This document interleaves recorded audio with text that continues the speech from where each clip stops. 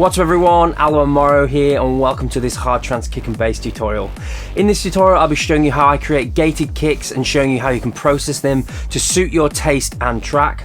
I'll be going over the full process in real time on how to create different bass layers such as the sub bass, aggressive mid, groovy mid, stabs and bass transition / fills.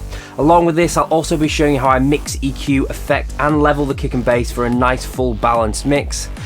All the techniques can be easily transferred to any DAW and the tutorial is done all in real time with nothing pre-planned, so you get to see the full process.